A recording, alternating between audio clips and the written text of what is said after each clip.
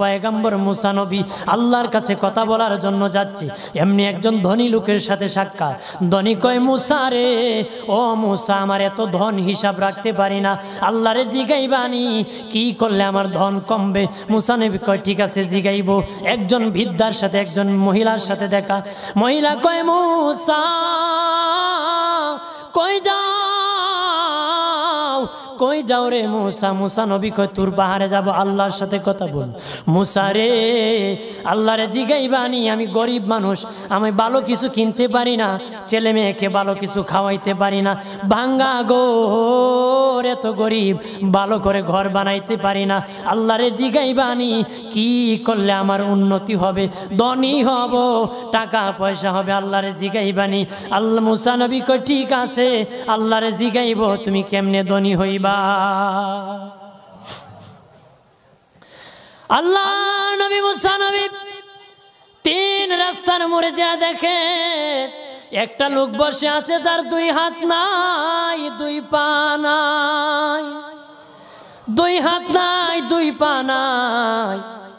ওই লোক ডাক দিয়া কয়, মুসা রে, জীবনে কোনোদিন নিজে হাঁটতে পারি নাই, নিজ হাতে খেতে পারি নাই, কেউ খাওয়াইলে খাই, নতুবা উপবাস থাকি, বৃষ্টি আসলে ভিজি, সেখানে আমি আবার শুকাই।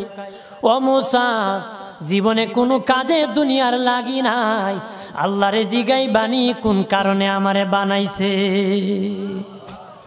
আল্লাহ কয়, জিগাই মনে। মুসা নবী কয়, আল্লাহরে তোর পাহাড়ে মুসা নবী, মুসা ছিল কালিমুল্লাহ, কথা বলার প্রেম ছিল, কথা বলতো, কথা বলার প্রেম ছিল। কথা বলতে বলতে শেষ দিকে কয়, আল্লাহ গো, আসার সময় তিনটা লোক আমার কাছে প্রশ্ন করেছে, একজন লোক হলো ধনী, কিভাবে তার ধন কমবে গো? আল্লাহ বলেন, মুসা রে, তারে জানায়া দাও, যাকাত দেওয়া যেন বন্ধ করে দে, শুকরিয়া আদায় করা যেন বন্ধ করে দে, তাহলে আমি প্রভু আল্লাহ সুবহানাহু ওয়া তাআলা তার ধন কমায়া দিব।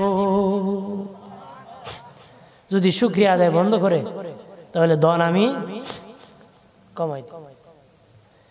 এরপরে মুসা নবী বলে, ও মালিক, আল্লাহ একজন মহিলা বলেছে তার গরিব মানুষ, গরিবী হালত যায় না, যত ইনকাম করে তার একটা ভাঙ্গা ঘর, ভালো ঘর বানাইতে পারে না গো। ও প্রভু, কি করলে তার ঘর উন্নতি হবে, তার অবনতির থেকে উন্নতি হবে?